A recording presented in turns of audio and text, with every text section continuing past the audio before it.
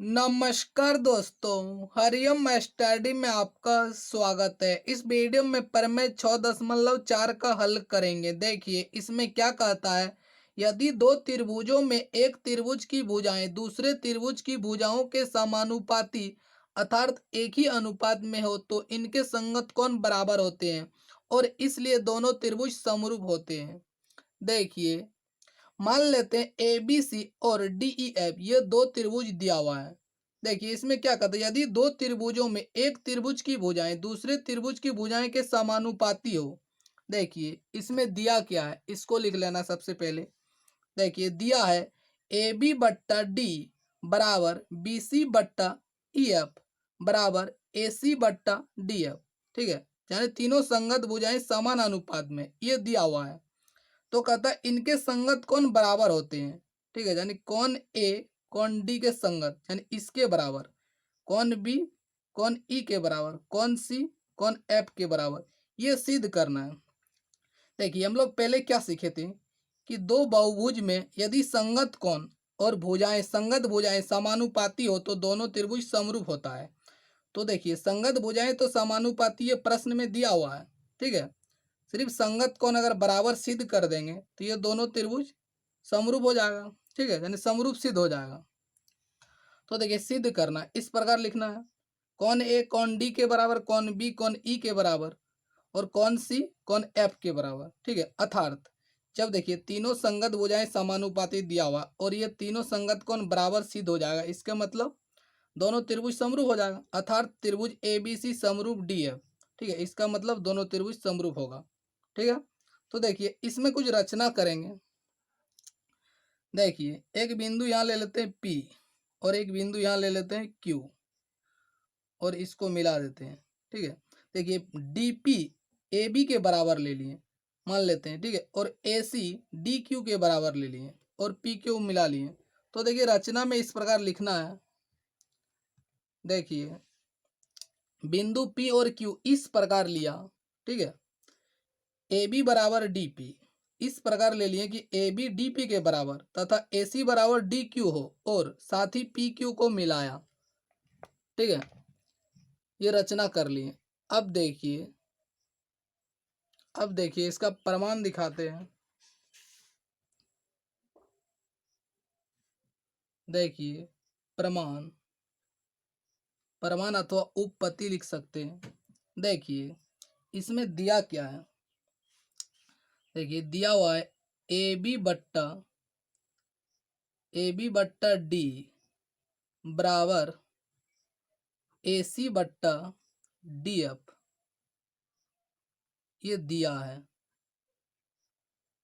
ठीक है, देखिए आप कहेंगे देखिए ये भी दिया हुआ है, इसको नहीं लिखें। देखिए इसको अभी जरूरत नहीं है इसलिए इसको लिए। देखिए अब देखिए इतना बराबर इतना या, अब या लिखें या इस प्रकार इम्प्लाइज का निशान लगा सकते हैं या लिखें।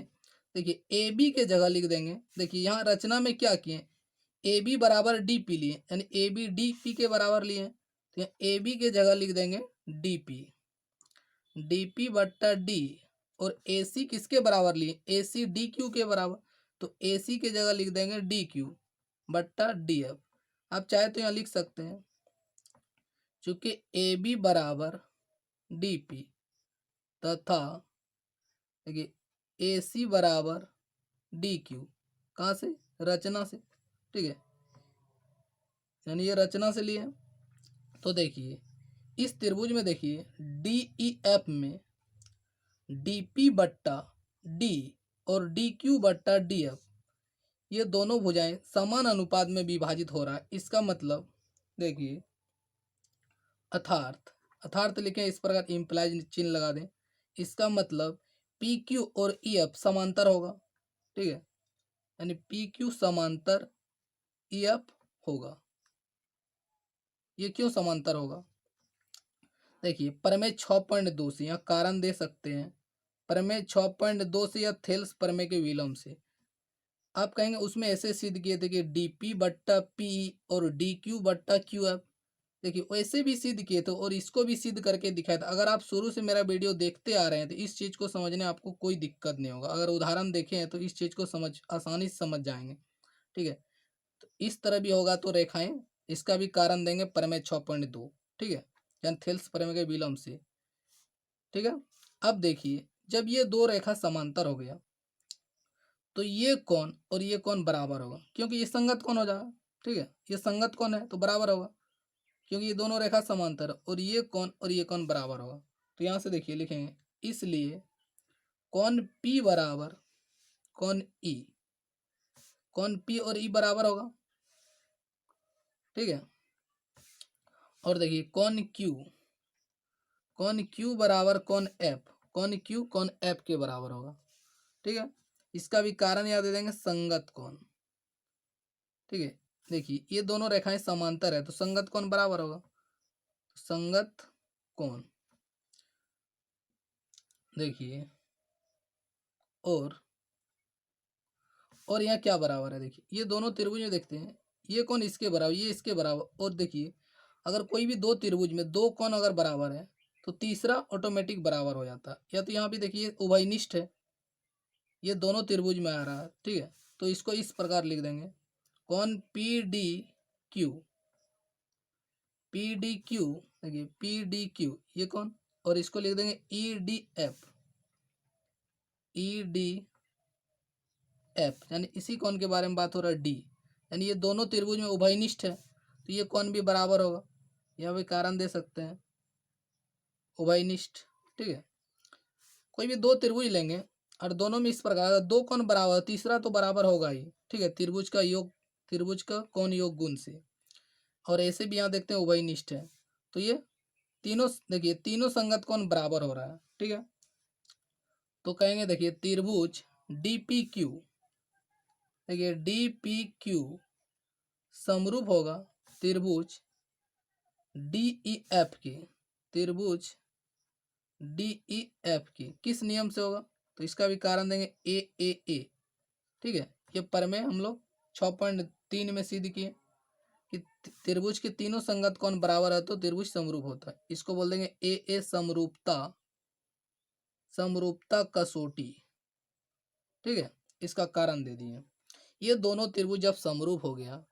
ठीक है, अगर ये दोनों त्रिभुज समरूप, यहाँ से हम लोग क्या लिख सकते हैं, देखिए संगत भुजा कैसे चेक करते हैं, इंट्रोडक्शन वाला वीडियो में बता चुके हैं। तो देखिए DP बट्टा D, ठीक है, और ये संगत भुजा है PQ बट्टा EF, और ये इसको लेंगे यानी DQ और ये DQ बट्टा DF। इस प्रकार लिख सकते हैं, अगर दो इस प्रकार दो समरूप त्रिभुज दिया हुआ रहे तो संगत भुजाएं समानुपातीय थे, ये लिख सकते हैं। ठीक है, अब देखिए इसको ऐसे भी लिख सकते हैं, देखिए इतना या इतना लिख सकते हैं। देखिए DP किसके बराबर है, यहाँ बताएं, देखिए DP AB के बराबर है, तो DP के जगह लिख देंगे AB बट्टा D, PQ बट्टा EF, और देखिए DQ के जगह लिख देंगे AC बट्टा DF। ठीक है, यहाँ या लिखें या इस पर या लिखें, इस प्रकार इम्प्लाइज का निशान लगा, एक ही बात है। ठीक है, इसको बोल देते हैं स्थिति 1। ठीक है, यानी स्थिति 1 इसको बोल देते हैं। देखिए स्थिति 1, लेकिन देखिए यहाँ क्या दिया है, लेकिन दिया है, देखिए इसको बोल दिए स्थिति 1। ठीक है, अब लेकिन देखिए यहाँ दिया हुआ है, लेकिन दिया है, देखिए ये दिया हुआ है, इसको बोल देते हैं स्थिति 2। अब देखिए स्थिति 1 और 2 से देखिए AB बट्टा D बराबर है, देखिए यहाँ देखिए AC बट्टा DF ये भी बराबर है, तो इसका मतलब देखिए PQ और BC ये भी बराबर होगा। ठीक है, तीनों संगत भुजाएं समान अनुपात में, यहाँ भी है, यहाँ भी तीनों समान अनुपात में हो रहा है, इसका मतलब PQ और BC ये बराबर होगा। ठीक है, तो आपको यहाँ देखिए इस प्रकार लिखना है, देखिए स्थिति 1 तथा स्थिति 2 से देखिए स्थिति 1 और 2 से लिख सकते हैं BC और PQ बराबर। ठीक है, तो PQ बराबर बोल सकते हैं BC, पी क्यू बराबर बी सी बोलें या आप बी सी बराबर पी क्यू बोलें, एक ही बात है, उसे कोई दिक्कत नहीं है। ठीक है, अब देखिए यहाँ क्या सिद्ध हो गया कि बी सी और ये पी क्यू बराबर है, ये सिद्ध हो गया। ठीक है, अब ये दोनों त्रिभुज को देखिए सर्वांगसम सिद्ध कर देंगे। देखिए देखिए त्रिभुज ए बी सी तथा त्रिभुज डी पी क्यू, देखिए डी पी क्यू में इसमें देखिए कि ए बी बराबर डी पी, देखिए ए बी बराबर डी पी कहाँ से, यहाँ कारण देंगे रचना से, हम लोग ये रचना किया है ए पी, देखिए ए बी डी पी के बराबर, तो ए बी बराबर डी पी। ठीक है, और देखिए बी सी बराबर पी क्यू अभी सिद्ध किए,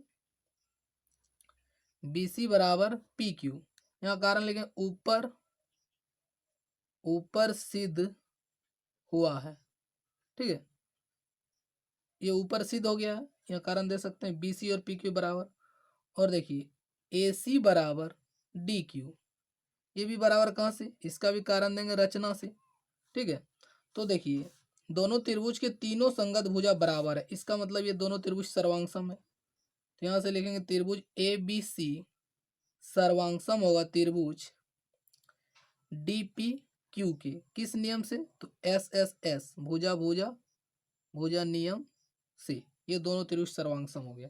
जब सर्वांगसम हो गया तो यहाँ से हम बोल सकते हैं कौन ए किसके बराबर, कौन डी के बराबर, क्योंकि ये संगत कौन है जब ये दो त्रिभुज सर्वांगसम हो गया। और देखिए कौन बी किसके बराबर, कौन पी के बराबर। ठीक है, कौन पी के बराबर, देखिए पहले अक्षर ये भी पहले अक्षर, ये बीच वाला अक्षर से बनने वाला कौन, तो ये बीच वाला अक्षर से बनने वाला कौन। ये सर्वांग समता नियम के बारे में बता चुके हैं, नहीं देखें तो इंट्रोडक्शन वाला वीडियो देख सकते हैं। ठीक है, तो देखिए कौन पी, पहले हम लोग क्या सिद्ध किए कि कौन पी कौन ई के बराबर है। ठीक है, तो यहाँ से हम लोग लिख देंगे कौन पी कौन ई के बराबर है।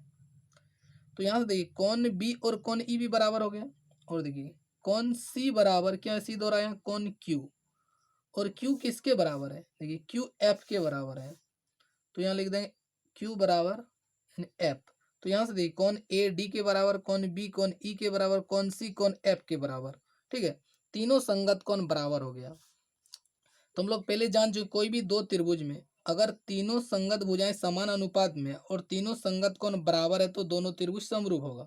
ठीक है, तो ये तो देखिए समान अनुपात में तो प्रश्न में दिया हुआ है और हम लोग यहाँ सिद्ध कर दिए तीनों संगत कोण बराबर है। ठीक है, अर्थात यहाँ लिखें अर्थात, इसका मतलब अर्थात का मतलब यानी है, इसका मतलब त्रिभुज ए बी सी समरूप होगा डी ई एफ की।